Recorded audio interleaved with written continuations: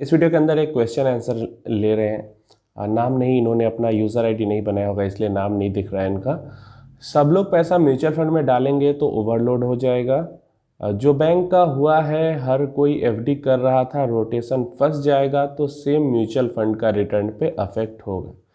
तो ये क्वेश्चन है इनका, क्योंकि म्यूचुअल फंड्स के अंदर काफ़ी ज़्यादा पैसा जा रहा है, 50 लाख करोड़ रुपए इन्वेस्ट हो चुके हैं, एयूएम टोटल हो चुका है। तो इसको लेकर इनका क्वेश्चन है। कई सारे लोगों का ऐसा सवाल रहता है कि सारे लोग अगर म्यूचुअल फंड में इन्वेस्ट करने लगेंगे तो रिटर्न्स खराब हो जाएंगे, पैसे नहीं बनेंगे म्यूचुअल फंड्स में। देखो, ऐसी कोई बात नहीं होती। सबसे पहला जो इनका है कि जो बैंक का हुआ, हर कोई एफडी कर रहा था, तो बैंक का क्या हुआ मुझे पता नहीं, क्योंकि अगर आप एफडी करते हो बैंक में तो आपका पैसा इंश्योर्ड होता है। 1 लाख रुपए तक पहले हुआ करता था और पिछले 1-2 फाइनेंशियल ईयर से 5 लाख रुपए तक हर बैंक में आपका पैसा इंश्योर्ड होता है। अगर बैंक डूब भी जाती है तो आपको 5 लाख रुपए मिलेंगे। अगर 50 लाख रुपए हुए तो भी 5 लाख ही मिलेंगे, और 2 लाख रुपए अगर बैंक में थे और बैंक डूब गया तो आपको 2 लाख रुपए मिलेंगे। तो अप टू 5 लाख रुपीज़ तक आपका इंश्योरेंस होता है। तो इसलिए कोई लॉजिक नहीं बनता ये कहने का कि बैंक का हुआ या बैंक का क्या हुआ, क्योंकि आपका पैसा तो वहाँ पे इंश्योर्ड है। जब आती है बात म्यूचुअल फंड की, तो कई सारे, अब इंटरनेट है, सबके पास एक्सेस है, तो बिना लॉजिक वाले रीजन को लेकर भी कई सारे लोग म्यूचुअल फंड को क्रिटिसाइज करते हैं। देखो, positive and negative points her product के अंदर होते हैं, हर इन्वेस्टमेंट ऑप्शंस के अंदर होते हैं, लेकिन किसमें ज़्यादा पॉजिटिव है और कब निगेटिव है, हमें ऐसे इन्वेस्टमेंट ऑप्शन के साथ जाना चाहिए। अगर म्यूचुअल फंड्स की ही हम बात करते हैं तो सबसे पहले एक्सपेंस रेशियो को लेकर क्रिटिसाइज किया जाए। तो भाई, अगर कोई भी, अगर मैं ही आपका पैसा, अगर मैं सेबी रजिस्टर्ड एकदम इन्वेस्टमेंट एडवाइज़र बनूं और मैं आपका इन्वेस्टमेंट करवाऊं, आपका पैसे का ध्यान रखूं, तो मैं भी आपसे चार्ज करूंगा, और इसमें कोई गलत नहीं है। म्यूचुअल फंड भी चार्ज करती है, स्मॉल केस भी चार्ज करते हैं, पोर्टफोलियो मैनेजमेंट सर्विसेज भी चार्ज करते हैं, ऑल्टरनेट इन्वेस्टमेंट फंड्स भी चार्ज करते हैं, हर कोई चार्ज करता है। तो म्यूचुअल फंड्स को एक्सपेंस रेशियो को लेकर क्रिटिसाइज करना कोई अच्छी बात नहीं है।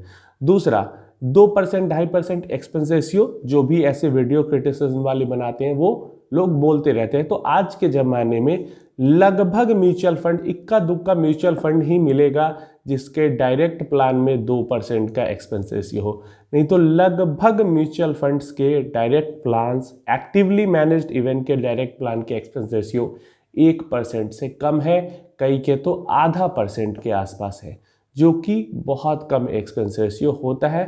प्लस म्यूचुअल फंड्स के अंदर जो आपको रिटर्न्स दिखते हैं, ऐसा नहीं कि रिटर्न जो दिख रहा है उसमें से एक्सपेंस रेशियो निकाला जाएगा। सारे चार्जेस काटने के बाद अगर आपको कोई म्यूचुअल फंड 20% का एनुअलाइज्ड रिटर्न दिखा रही है पिछले 10 साल में, या 18% का दिखा रही है पिछले 10 साल में, तो वो सारे चार्जेस हटाने के बाद दिखा रही है। एक्चुअल में वो रिटर्न मिले हैं इन्वेस्टर को। और फिर भी इतना सब कुछ होने के बाद, इतना फ़ायदा होने के बाद भी अगर आप 0.5% या 1% नहीं देना चाहते एक्सपेंस रेशियो, तो आप खुद से इन्वेस्टमेंट करो। कोई कहता तो नहीं है आपको, ज़बरदस्ती एकदम बंदूक रख के सर पे तो नहीं कह रहा कि आप जाओ म्यूचुअल फंड के अंदर इन्वेस्ट करो। आप खुद से इन्वेस्ट करो, लॉस होगा 2-4 बार, आप खुद आओगे म्यूचुअल फंड के बाद के पास इन्वेस्ट करने, या फिर खुद से इन्वेस्ट करने जब जाते हो आपको, तो उससे आपका बिजनेस या आपका जॉब भी अफेक्ट होता है। तो ऐसे सिचुएशन में म्यूचुअल फंड एक बेस्ट ऑप्शन बन जाता है, जहां पे आपको कुछ करना नहीं होता और आप पैसे दे देते हो किसी एएमसी को, और वो सब कुछ मैनेज करता है और 0.5% आपसे चार्ज लेता है। इसके परे आप स्मॉल केसेस को देखो, ज़्यादा चार्जेस, ज़्यादा एक्सपेंस भी लेती है और रिटर्न म्यूचुअल फंड्स के जितना भी नहीं दे पाती। आप पीएमएसएस को देखो, ज़्यादा, एक तो टिकट साइज भी 50 लाख का होता है मिनिमम, उसके अलावा रिटर्न भी अच्छे नहीं दे पाते, और 2-2, 2.5% एक्सपेंस रेशियो भी वो लोग चार्ज करते हैं। सेम अल्टरनेट इन्वेस्टमेंट फंड्स का भी होता है। तो सबसे सस्ता एक्सपेंस में सबसे अच्छा रिटर्न, सबसे मिनिमम टिकट साइज के साथ, लाइक 100 रुपये से भी इन्वेस्टमेंट स्टार्ट कर सकते हो, ऐसा प्रोडक्ट म्यूचुअल फंड्स ही है।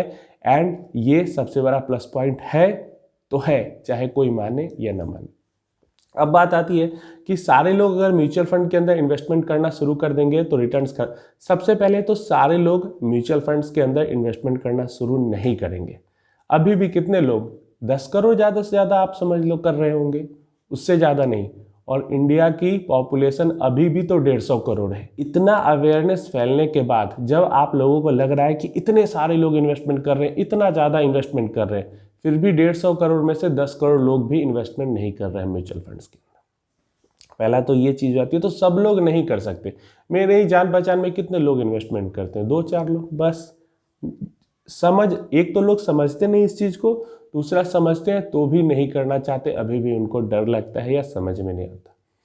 इसके अलावा अगर ज़्यादा लोग इन्वेस्टमेंट करते भी हैं तो यहाँ पे अंडरलाइन एसेट होता है ना। अगर आप इक्विटी म्यूचुअल फंड के अंदर इन्वेस्ट कर रहे हो तो वो पैसा म्यूचुअल फंड के थ्रू होकर इक्विटी के अंदर जा रहा है। अगर डेट म्यूचुअल फंड के अंदर कर रहे हो तो आपका पैसा डेट के अंदर जा रहा है। अगर आप रीट्स वाले म्यूचुअल फंड्स के अंदर कर रहे हो तो रीट्स के अंदर जा रहा है, गोल्ड के अंदर, सिल्वर के अंदर, जिस भी टाइप के म्यूचुअल फंड के अंदर इन्वेस्ट कर रहे हो, आपका पैसा म्यूचुअल फंड के थ्रू होके उस एसेट के अंदर जा रहा है जो कि एक्चुअली में एसेट है। तो कुछ ऊपर ऊपर हवा में पैसा तो लग नहीं रहा, कोई बबल या पॉन्जी स्कीम तो है नहीं कि बहुत ज़्यादा बड़ा बबल बन जाएगा, ज़्यादा पैसा आ जाएगा तो उसके बाद बबल फट जाएगा और सब पैसा डूब जाएगा। ऐसा तो नहीं है।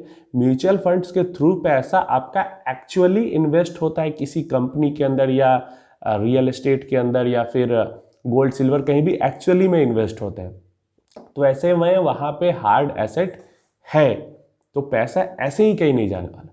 अगर बात आती है वैल्यूएशन की तो देखो यहाँ पे डोमेस्टिक इंस्टीट्यूशंस भी इन्वेस्ट करती है, फॉरेन इंस्टीट्यूशन भी इन्वेस्ट करते हैं, HNIs भी इन्वेस्ट करते हैं। तो अगर म्यूचुअल फंड्स लगातार खरीदती जाएगी तो कोई तो होगा जिसको वैल्यूएशन ज़्यादा लगेगी। HNIs हो सकते हैं जिनको वैल्यूएशन ज़्यादा लगे तो वो बेचेंगे।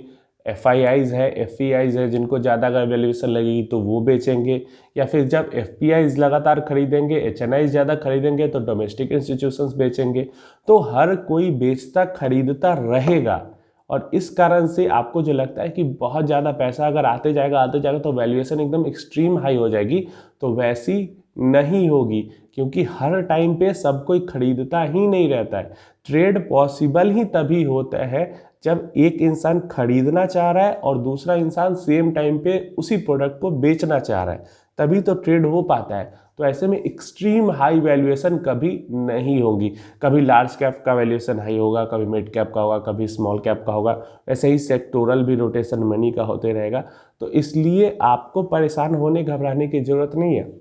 इसी के अकॉर्डिंग फंड मैनेजर्स भी कैश पोजीशंस को कम ज़्यादा करते रहते हैं। मैंने रिसेंट में ही वीडियो बना के बताया कि क्वांट ने नवंबर के महीने तक अराउंड 20% कैश होल्ड करके बैठा हुआ है। क्यों बैठा हुआ है? उसको लग रहा है कि अभी वैल्यूएशन हाई है या अभी अपॉर्चुनिटी नहीं है, तो वह कैश होल्ड करके बैठी हुई है। जब उसको लगेगा कि अभी अपॉर्चुनिटी आ गई तो 15-20% और इन्वेस्ट कर देगा, 2-4% ही कैश लेके बैठेगी। तो ये सब कुछ मैनेज करने के लिए AMC के अंदर, म्यूचुअल फंड कंपनी के अंदर पूरी एक रिसर्च टीम होती है, फंड मैनेजर्स भी होते हैं, हेड ऑफ रिसर्च भी होते हैं इक्विटी के। तो काफ़ी हाईली स्किल्ड पढ़े लिखे प्रोफेशनल्स बैठे होते हैं जो कि इन सारी चीज़ों को देखते समझते मैनेज करते हैं। इसलिए इन चीज़ों के अंदर रिटेल इन्वेस्टर को दिमाग लगाने की ज़रूरत नहीं होती। अगर रिटेल इन्वेस्टर के पास इतना समय है दिमाग लगाने के लिए, ये सारी चीज़ें देखने के लिए, तो फिर म्यूचुअल फंड के अंदर इन्वेस्ट करने की ज़रूरत ही नहीं है। डायरेक्ट स्टॉक्स के अंदर इन्वेस्ट करे जाके।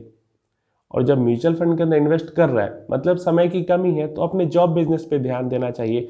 ये मार्केट का जो नॉइज़ है, जो ये वीडियोस फालतू के होते हैं, जो उल्टी सीधी बातें करते हैं, यही वो नॉइज़ है जिससे बच के रहना होता है। और यही वो नॉइज़ है जो आपके वेल्थ क्रिएशन में आपको रोकेंगे, वेल्थ क्रिएट नहीं करने देंगे। तो बस इन सब चीज़ों से बच के रहना है, अपनी SIP को कंटिन्यू करना है, तब भी वेल्थ क्रिएट हो सकता है। नहीं तो जैसा सबके साथ होता है, सब फंस के रह जाते हैं, वैसे आप भी फंस के रह जाते हैं।